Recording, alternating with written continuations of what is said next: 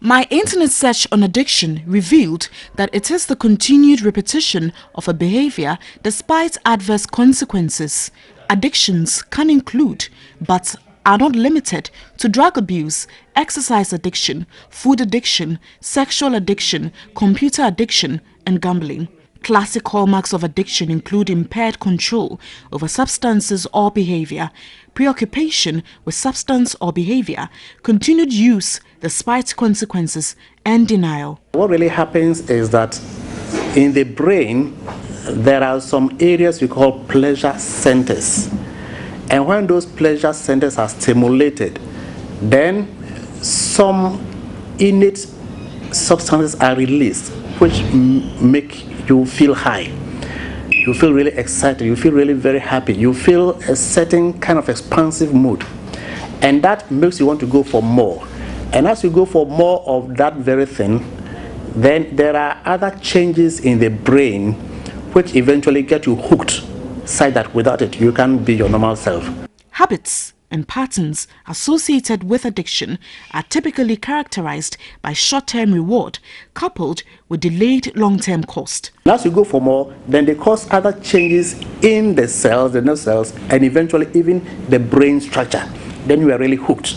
So that is exactly what happens. And you talk about seeing. Sometimes it may not be the whatever it is that you take inside, but the mere sight of it reminds you of the situation. And then the memory then makes you crave for it.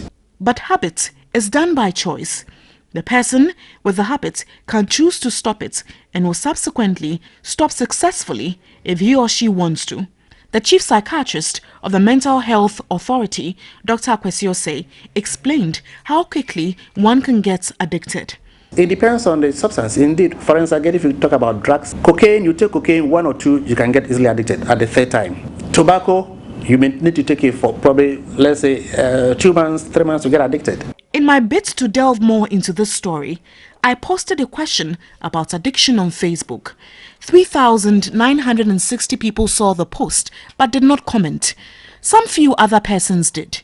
For instance, this gentleman, whom I will keep anonymous, said he can't sleep a day without having sex with his wife.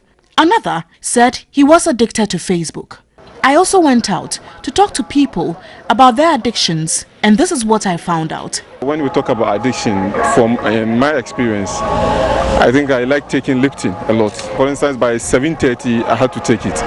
So during the time that I wanted to, stop, when it knocked 7:30, after 7:30, and I don't take it, I started feeling, I would start feeling headache.